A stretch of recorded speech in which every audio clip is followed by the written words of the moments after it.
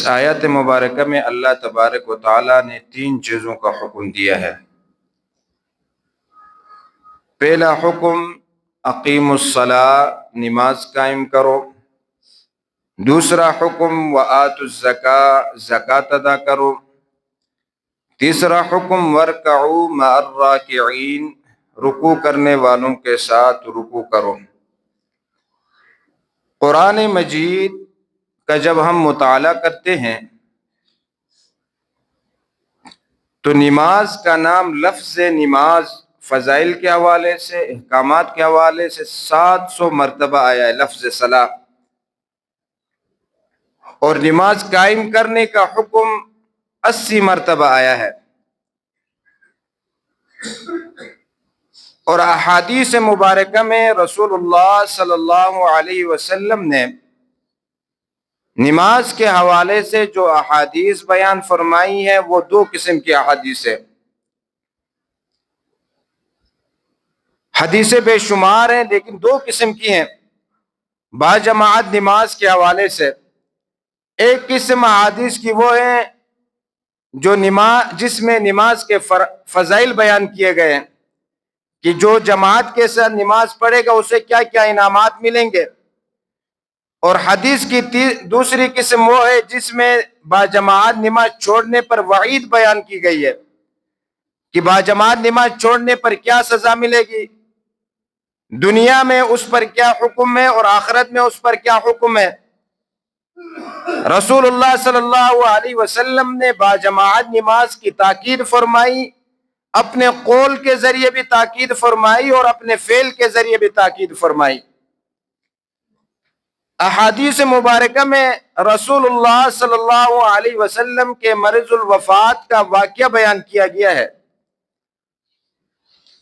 میں نے جب بھی احادیث کی کتاب میں رسول اللہ صلی اللہ علیہ وسلم کے حوالے سے یہ واقعہ جو پڑھا ہے، دل کی جو کیفیات ہیں وہ الفاظ کے ذریعے بیان نہیں کیے جا سکتے کہ رسول اللہ صلی اللہ علیہ وسلم سرور کائنات جان جہاں محبوب خدا صلی اللہ علیہ وسلم عمر کے آخری حصے میں ہیں، شدید بیماری میں مبتلا ہیں، لیکن اس کے باوجود بھی آپ صلی اللہ علیہ وسلم مسجد میں تشریف لاتے نماز ادا کرنے کے لیے۔ آپ علیہ السلام 13 دن بیمار رہے اور ان بیماری کے دنوں میں بھی جماعت سے نماز پڑھنے کے لیے مسجد میں تشریف لاتے تھے۔ آخری ایام میں بیماری اتنی شدت اختیار کر گئی کہ آپ صلی اللہ علیہ وسلم بے ہوش ہوتے تھے۔ ایک موقع پر ٹھنڈے پانی سے نہایا تاکہ بے ہوشی کا اثر دور ہو جائے، اور جب بے ہوشی کا اثر دور ہوا تو ارادہ فرمایا مسجد میں جانے کی، جماعت سے نماز پڑھنے کے لیے ارادہ فرما کر کھڑے ہونے لگے تو پھر بے ہوش ہو کر گر پڑے۔ پھر کچھ دیر بعد جب ہوش آیا تو پھر حکم دیا کہ مجھے غسل دیا جائے۔ پھر آپ صلی اللہ علیہ وسلم کو غسل دیا گیا۔ پھر تھوڑا افاقہ ہوا تو پھر نماز کے ارادے سے کھڑے ہوئے، پھر بے ہوش ہو کر گر پڑے۔ پھر تھوڑی دیر کے بعد جب ہوش آیا تو پھر حکم دیا کہ مجھے غسل دیا جائے۔ پھر غسل دیا گیا، پھر ارادہ فرمایا مسجد میں جانے کے لیے، جماعت سے نماز پڑھنے کے لیے، پھر کھڑے ہوئے، پھر بے ہوش ہو کر گر پڑے۔ سرور کائنات صلی اللہ علیہ وسلم 3 مرتبہ بے ہوش ہوئے، اور ہر مرتبہ پوچھتے کہ لوگوں نے جماعت سے نماز پڑھا یا نہیں پڑھا، کیا لوگوں نے نماز پڑھ چکے؟ بتایا گیا یا رسول اللہ صلی اللہ علیہ وسلم صحابہ آپ کے انتظار میں ہیں کہ آپ علیہ السلام مسجد میں آئیں گے تو ہمیں جماعت کی نماز پڑھائیں گے۔ لیکن رسول اللہ صلی اللہ علیہ وسلم پر اتنی شدید بیماری، جب پوچھا کہ کیا لوگوں نے نماز پڑھ لیا ہے، بتایا گیا یا رسول اللہ جماعت ابھی تک نہیں ہوئی ہے۔ تو آپ علیہ السلام نے یہ جملہ ارشاد فرمایا جو میں نے محراب کے اوپر لکھوایا ہے، مروا ابا بکر فلیصلی بالناس، ابو بکر سے کہہ دو کہ وہ لوگوں کو نماز پڑھائیں۔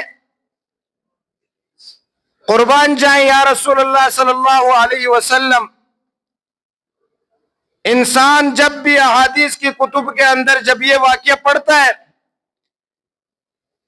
جس کے سینے میں دل ہو، رسول اللہ صلی اللہ علیہ وسلم سے محبت ہو، اس انسان کی کیفیات ہی بدل جاتی ہیں۔ ام المؤمنین اما عائشہ صدیقہ رضی اللہ تعالی عنہ فرماتی ہیں، یا رسول اللہ صلی اللہ علیہ وسلم، میرے ابا جان کا دل بڑا نرم ہے، آپ کو مصلی پر نہیں دیکھیں گے تو وہ برداشت نہیں کر سکیں گے، وہ نماز میں قرات نہیں کر سکیں گے، لہٰذا آپ حضرت عمر کو بتا دیں، آپ حضرت عمر کو حکم دیں کہ وہ لوگوں کو نماز پڑھائے، ان کا دل مضبوط دل والے انسان ہے۔ اور ساتھ ام المؤمنین اما عائشہ حضرت ام حفصہ رضی اللہ تعالی عنہا کو بھی بتا رہی ہیں کہ میں رسول اللہ صلی اللہ علیہ وسلم سے بات کر رہی ہوں، آپ بھی یہی بات کہنا۔ ام المؤمنین حضرت حفصہ رضی اللہ تعالی عنہ حضرت عمر رضی اللہ تعالی عنہ کی بیٹی ہے۔ ام المؤمنین نے حضور صلی اللہ علیہ وسلم کے ازواج مطہرات میں سے، دونوں نے آپ علیہ السلام سے فرمایا کہ یا رسول اللہ، حضرت ابوبکر بڑے نرم دل والے ہیں، یہ رسول اللہ صلی اللہ علیہ وسلم کے مصلی پر کھڑے نہیں ہو سکیں گے، آپ کو مصلی پر نہیں پائیں گے تو وہ برداشت نہیں کر سکیں گے، لہٰذا حضرت عمر کو حکم دیں۔ آپ علیہ السلام نے غصے کا اظہار فرمایا، ناراضگی کا اظہار فرمایا اور حکم دیا کہ ابوبکر سے کہو کہ وہ لوگوں کو نماز پڑھائیں۔ اس بات سے اس چیز کی طرف بھی اشارہ تھی کہ رسول اللہ صلی اللہ علیہ وسلم کے بعد مسند خلافت پر جس شخص نے بیٹھنا تھا، اسی شخصیت کو رسول اللہ صلی اللہ علیہ وسلم اپنے مصلی پہ کھڑا کر رہے ہیں۔ اسلام کے لیے سب سے زیادہ قربانیاں دینے والا بھی یہی ابوبکر، اور سب سے زیادہ علم رکھنے والا بھی یہی ابوبکر ہے۔ اس وقت حضرت عمر رضی اللہ تعالیٰ عنہ بھی موجود تھے، سیدنا عثمان غنی رضی اللہ تعالیٰ عنہ بھی موجود تھے، حضرت علی المرتضیٰ شیر خدا رضی اللہ تعالیٰ عنہ بھی موجود تھے، لیکن حضور صلی اللہ علیہ وسلم بار بار حضرت ابوبکر کا نام لے کر کہہ رہے کہ ابوبکر کو حکم دو کہ لوگوں کو نماز پڑھائیں۔ اور آگے جب ہفتہ یا اتوار کا دن آتا ہے اور جمعرات کا دن ہے، عشاء کی نماز حضرت ابوبکر صدیق رضی اللہ تعالیٰ نے پڑھائی، جمعرات کی عشاء سے لے کر پیر کے دن فجر کی نماز تک حضور علیہ السلام کی موجودگی میں جس نے رسول اللہ صلی اللہ علیہ وسلم کے مصلی پر کھڑے ہو کر نماز پڑھائے، وہ سیدنا ابوبکر صدیق رضی اللہ تعالیٰ عنہ ہے۔ کیا شان اور کیا عظمت! آگے ہفتہ یا اتوار کا دن ہے، رسول اللہ صلی اللہ علیہ وسلم کی صحت کچھ بہتر ہوئی، آپ علیہ السلام نے ارادہ فرمایا کہ مسجد میں جا کر جماعت سے نماز پڑھیں۔ دو بندوں کے سہارے مسجد کی طرف آ رہے ہیں، ایک طرف حضرت عباس رضی اللہ تعالیٰ عنہ ہے اور دوسری طرف حضرت علی رضی اللہ تعالیٰ عنہ ہے، اور ساتھ میں حضرت اسامہ بن زید رضی اللہ تعالیٰ عنہ ہے۔ کبھی حضرت اسامہ بن زید رضی اللہ تعالیٰ عنہ حضور صلی اللہ علیہ وسلم کو کندھا دیتے ہیں، اور کبھی حضرت علی المرتضیٰ رضی اللہ تعالیٰ عنہ۔ دو بندوں کے سہارے آپ علیہ السلام مسجد کی طرف آ رہے جماعت کی نماز ادا کرنے کے لیے۔ حدیث میں آتا ہے کہ آپ علیہ السلام کے پیر مبارک زمین پہ نہیں لگ رہے تھے بلکہ گھسیٹتے ہوئے آ رہے تھے۔ حدیث میں الفاظ ہے کہ زمین کے اوپر آپ علیہ السلام کے پاؤں کی لکیر بنی ہوئی تھی۔ اس حالت میں آپ علیہ السلام جماعت کی نماز پڑھنے کے لیے مسجد میں آ رہے ہیں۔ یا رسول اللہ صلی اللہ علیہ وسلم اتنی بیماری میں مسجد میں آ رہے ہیں، دو بندوں کے سہارے میں مسجد میں آ رہے ہیں، آخر کیا وجہ ہے؟ میرے اور آپ کے پیغمبر نے اس شدت بیماری میں بھی، اس بیماری کی شدت میں بھی مسجد میں آئے نماز کے لیے، جماعت سے نماز پڑھنے کے لیے، جب مسجد میں تشریف لائے دیکھا حضرت ابوبکر صدیق رضی اللہ تعالیٰ عنہ مصلی پہ کھڑے ہیں، نماز شروع کر دی ہے۔ حضرت ابوبکر صدیق رضی اللہ تعالیٰ عنہ کو آہٹ محسوس ہوئی کہ رسول اللہ صلی اللہ علیہ وسلم مسجد میں آ رہے ہیں، اپنے مصلی سے پیچھے ہٹنے لگے تاکہ رسول اللہ صلی اللہ علیہ وسلم کے لیے جگہ خالی ہو۔ قربان جائیں ابو بکر پر حضور علیہ الصلوۃ والسلام اشارہ فرماتے کہ اپنی جگہ پر کھڑے رہو۔ بائیں طرف رسول اللہ صلی اللہ علیہ وسلم تشریف فرماتے اور آگے نماز شروع کرواتے۔ نماز کا کچھ حصہ ابو بکر صدیق رضی اللہ تعالیٰ نے پڑھایا، کچھ حصہ حضور علیہ الصلوۃ والسلام نے پڑھایا۔ بیماری کی وجہ سے آواز بہت کم نکلتی تھی اور نماز پڑھائی رسول اللہ صلی اللہ علیہ وسلم نے، اور تکبیرات حضرت ابوبکر صدیق رضی اللہ تعالیٰ عنہ پڑھ رہے ہیں۔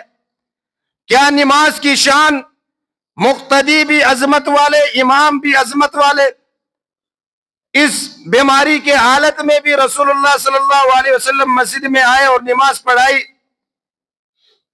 اگلے دن پیر کا دن ہے، فجر کی نماز کا وقت ہے، رسول اللہ صلی اللہ علیہ وسلم اپنے حجرے میں تشریف فرمائے، بیماری کی حالت ہے۔ اپنے حجرے کا پردہ ہٹا کر دیکھا کہ ابو بکر مصلی پہ کھڑے ہیں اور پیچھے صحابہ کرام کھڑے نماز پڑھ رہے ہیں۔ دیکھ کر مسکرائے اور خوشی محسوس کی کہ الحمدللہ اس نے اپنی ذمہ داری پوری نبھا رہے، اور اسی دن رسول اللہ صلی اللہ علیہ وسلم دنیا سے رخصت ہوئے۔ میرے دوستو، یہ واقعہ بیان کرنے کا مقصد یہ ہے کہ ہمارے اور آپ کے پیغمبر جو معصوم تھے، بلکہ خاتم معصومین تھے، اس پر معصومیت ختم تھی۔ اس کے بعد نہ کوئی نبی آ سکتا ہے، نہ کوئی معصوم آ سکتا ہے۔ جس طرح ختم نبوت کا دروازہ نبی علیہ الصلوۃ والسلام پر بند ہوا، اسی طرح معصومیت کا دروازہ بھی ہمیشہ کے لیے بند۔ اس کے بعد اگر کوئی معصومیت کا دعویٰ کرے تو وہ جھوٹا اور کذاب ہے اور نبوت پر حملہ ہے۔ اس معصوم ہونے کے باوجود بیماری کے حالت میں بھی جماعت کی نماز پڑھنے کے لیے مسجد میں تشریف لا رہے ہیں۔ میں نے شروع میں دو باتیں عرض کی تھی رسول اللہ صلی اللہ علیہ وسلم کی حدیث کے حوالے سے۔ وقت مختصر ہے، یہ واقعہ حدیث کی کتابوں میں لکھا ہے، جس کو جب بھی انسان دل رکھنے والا، سینہ رکھنے والا انسان اگر پڑھتا ہے تو کانپے، دماغ سن ہو جاتا ہے، جسم کے بال کھڑے ہو جاتے ہیں کہ رسول اللہ صلی اللہ علیہ وسلم اس مشکل حالت میں بھی مسجد میں آتے تھے۔ آپ علیہ الصلوۃ والسلام کی احادیث ہیں دو قسم کی، ایک باجماعت نماز پڑھنے پر فضیلت کی بنیاد پر، اور دوسرے باجماعت نماز چھوڑنے کی بنیاد پر وعیدیں نازل فرمائی۔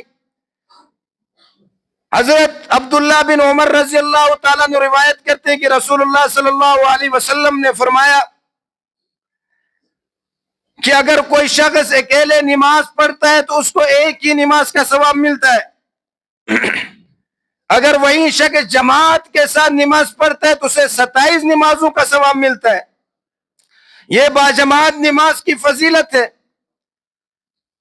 اسی طرح حضرت ابو ہریرہ رضی اللہ تعالیٰ عنہ روایت کرتے ہیں کہ رسول اللہ صلی اللہ علیہ وسلم نے فرمایا کہ اگر کسی شخص نے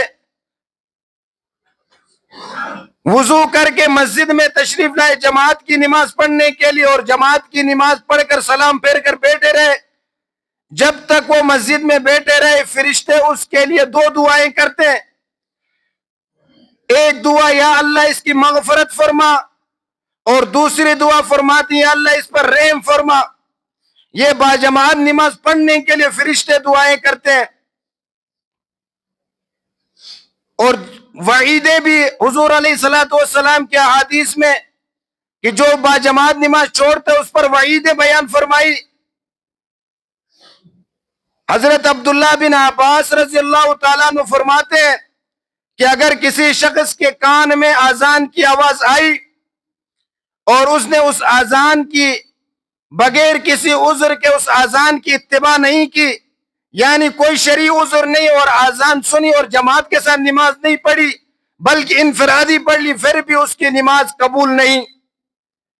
صحابہ کرام نے عرض کی یا رسول اللہ صلی اللہ علیہ وسلم، کون سا عذر شرعی عذر جس کی وجہ سے جماعت چھوڑنے کی اجازت ہے؟ آپ علیہ الصلوۃ والسلام نے دو عذر بتائے، ایک خوف اور دوسرا بیماری۔ خوف ایسا اندھیرا ہے، مسجد سے گھر دور ہے، راستے میں دشمن کا خطرہ یا جانور کا خطرہ ہے جس کی وجہ سے وہ جماعت میں شامل نہیں ہو سکتا ہے، ایک اس شخص کے لیے اجازت ہے۔ دوسرا ایسا بیمار جو خود چل کر مسجد نہیں جا سکتا، اس قدر بیماری میں مبتلا ہے، ان دو اشخاص کے لیے رسول اللہ صلی اللہ علیہ وسلم نے جماعت چھوڑنے کی اجازت دی۔ لیکن خود حدیث کی کتابوں میں رسول اللہ صلی اللہ علیہ وسلم خود نہیں چل سکتے، زمین پر پاؤں بھی نہیں لگ رہے، دو بندوں کے سہارے مسجد میں آ رہے ہیں۔ اپنے قول اور فعل کے ذریعے رسول اللہ صلی اللہ علیہ وسلم نے نماز کی اہمیت بتائی۔ آج ہماری حالت کیا ہے؟ ہم رسول اللہ صلی اللہ علیہ وسلم کا نام لیتے ہیں، اس کی محبت کا دم بھرتے ہیں کہ ہم نے اس نماز کی اہمیت اتنی رکھی جس طرح رسول اللہ صلی اللہ علیہ وسلم اس نماز کو اہمیت دیتے تھے۔ ہماری نمازیں دیکھیں، حضرت عبداللہ بن مسعود رضی اللہ تعالیٰ عنہ روایت کرتے ہیں کہ ہمارے دور میں یعنی صحابہ کرام کے دور میں جماعت سے جو پیچھے رہتا تھا، جماعت کی نماز نہیں پڑھتا تھا، سمجھا جاتا تھا کہ یہ شخص منافق ہے۔ یعنی اس دور کے اندر جو جماعت کی نماز چھوڑ کر اکیلے نماز پڑھتا تھا اسے منافق سمجھا جاتا تھا۔ آج ہماری حالت کیا ہے؟ زور کی نماز جماعت سے ادا کی جاتی ہے، اس کے بعد ایک لائن لگ جاتی ہے، جا کے عصر تک سارے لوگ انفرادی نمازیں پڑھنی شروع، پھر عصر کی نماز جماعت ہوتی ہے مسجد میں، پھر لائن لگ جاتی ہے مغرب تک، پھر مغرب کی نماز جماعت ہو جاتی ہے، اس کے بعد ایک پورے لوگوں کا ایک لائن لگ جاتی، وہ عشاء تک مغرب کی نماز پڑھتے رہتے ہیں۔ کیا رسول اللہ صلی اللہ علیہ وسلم نے اپنے قول و فعل کے ذریعے بتایا، بیماری کے حالت میں بھی مسجد میں آ کر بتایا کہ جماعت کی نماز کتنی اہمیت ہے؟ یہ کوئی عذر نہیں ہے کہ میں دکان پہ اکیلا ہوں، میں دفتر میں ہوں، یہ کوئی شرعی عذر نہیں ہے۔ نہ یہ عذر ہے کہ میں دوستوں کے ساتھ بیٹھا ہوں تو میرے پاس دوست آئے ہوئے تو انہیں چھوڑ کر نہیں آ سکتا تھا، یہ کوئی شرعی عذر نہیں ہے۔ شرعی عذر دو بتائے جو رسول اللہ صلی اللہ علیہ وسلم نے احادیث مبارکہ میں ذکر کیا ہے، اس کے علاوہ کوئی شرعی عذر نہیں ہے نماز جماعت کی نماز چھوڑنے کا۔ تو آج ہماری نمازوں کی حالت کیا ہے؟ ہماری جماعت میں نماز اتنے نہیں ہوتے، انفرادی لوگ بعد میں آ کے اتنے پڑھ کے چلے جاتے ہیں۔ قرآن مجید میں مفتی صاحب بیٹھے ہو، قرآن مجید میں کہیں بھی جو نماز اللہ تبارک و تعالیٰ نے فرض قرار دی ہے اس نماز کا انفرادی پڑھنے کا حکم نہ قرآن مجید میں ملتا ہے نہ حدیث میں ملتا ہے۔ اس نماز کا حکم صرف جماعت کے ساتھ پڑھنے کا حکم آیا، انفرادی پڑھنے کا کہیں بھی حکم نہیں آیا۔ تو اس نماز کو ہم چھوڑ کر اپنی فضولیات میں لگے ہوئے، دنیا کے کام سے نہ نبی نے منع کیا، نہ قرآن نے منع کیا، نہ شریعت نے منع کیا دنیا کمانے سے، کمانے کا حکم دیا لیکن حدود بتائے، لیکن ہم اس قدر دنیا میں مغن ہو گئے کہ آج ہماری آذان بھی ہو جاتی ہے، نماز بھی ہو جاتی ہے، کیا عصر کی نماز بعد میں پڑھ لیں گے، تھوڑی دیر میں بعد پڑھنے کرتے کرتے وہ قضا ہو جاتی ہے اور قضا بھی ہم نہیں پڑھتے۔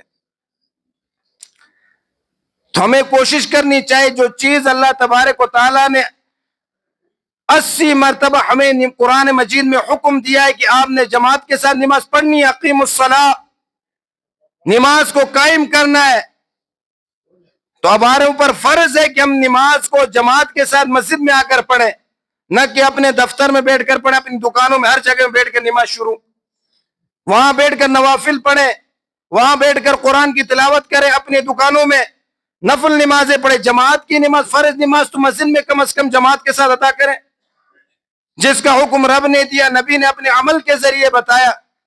آج ہم اس چیز کو اہمیت نہیں دے رہے، تو آپ کوشش کریں گے کہ نماز جماعت کے ساتھ مسجد میں ادا کریں، جو قریب میں مسجد ہو اس کے ساتھ آپ نے جماعت کے ساتھ نماز ادا کریں۔